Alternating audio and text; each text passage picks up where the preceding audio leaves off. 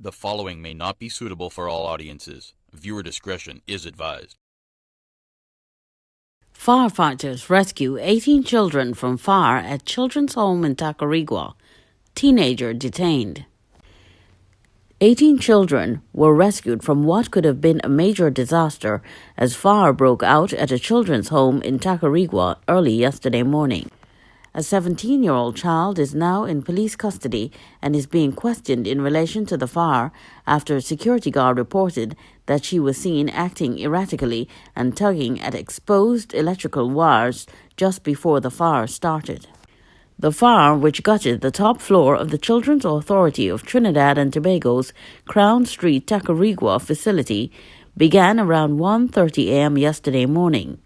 None of the 18 female residents were injured. According to a police report, shortly before the fire started, a security officer said he noticed a teenage girl destroying items in the facility's front office. The guard said the girl then pulled some exposed electrical wiring and its sparks started the fire. He told the police he tried to extinguish the blaze but was unsuccessful. Up to late last evening, the Trinidad and Tobago Fire Service said the cause of the blaze was still inconclusive. A neighbor said that by the time the fire services arrived, the blaze was contained and the 18 girls were already in a bus waiting to leave the area.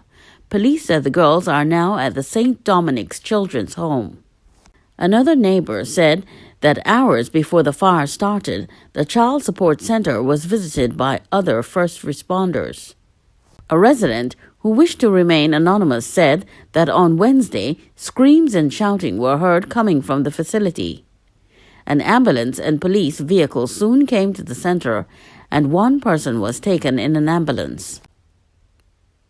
A statement from the Children's Authority of Trinidad and Tobago read, "The authority is currently conducting an investigation into the circumstances which led to this morning's fire at the Child Support Center.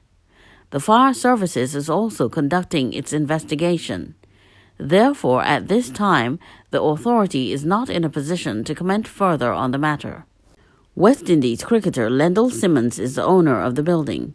Simmons said the cat rents the property from him and is 4 years into a 5-year lease agreement.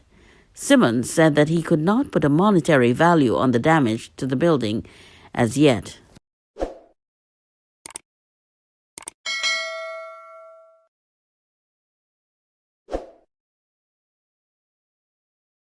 Dispute between relatives ends in drunken relative's demise. A fight between two relatives ended in the worst possible way when the elder relative fatally the other, allegedly in self-defense. Police said Curtis Fook, 58, died at his home in Philippine San Fernando on Wednesday night. The relative told investigators that Fook returned home in a drunken state and threatened to erase him. An argument broke out and Fook threw a microwave at the relative and assaulted him. The relative said he went to his bedroom, but Fook followed him inside. It was then that he picked up a cutlass and Fook twice. The fight continued and moved into the kitchen where the relative him again, this time on his head. He told police Fook fell to the ground and he contacted the police. ASP Jackaran, Sergeant Nanlal, Corporal Mohammed and Corporal March led a team of officers to the scene where they found Fook lying in BLOOD. The emergency health services responded and paramedics checked for vitals but none was found. District Medical Officer Dr. Danielle declared Fook dead. Danielle ordered the body to be removed to the San Fernando General Hospital mortuary for safekeeping until a transfer to the Forensic Science Center for an autopsy. The crime scene unit processed the scene and collected the weapon, a blue t-shirt, blue jeans pants, and BLOOD samples. Police arrested the relative and took him to the hospital for treatment. A medical report showed he suffered soft tissue injuries to his right shoulder. The officers then took him to the San Fernando police station for questioning. Fisherman erased on his way to hospital by men pretending to be police officers. An injured man who was being taken to hospital by a friend was intercepted and erased by 4 men pretending to be police officers yesterday morning. The victim has been identified as Ronnie Ramsawak. Police said that at around 10:15 a.m., the driver was taking Ramsawak to the San Fernando General Hospital for treatment of a gunshot wound to his arm. On reaching the vicinity of the Massa Hood Cemetery, they were intercepted by a red Hyundai Elantra sedan, which blocked the roadway. 4 men wearing gray and blue uniforms resembling that of the TTPS exited the vehicle. The driver said he was fearful for his life, so he reversed to escape. The assailants then opened fire on his vehicle, hitting Ramsawak. When officers of the Pinal police station arrived at the scene, they found Ramsawak dead on the roadway. The driver, who was transporting Ramsawak, was taken to the Pinal police station to be questioned. ASP Mathura, Inspector Corey, and Corporal Suku responded. Investigations are ongoing.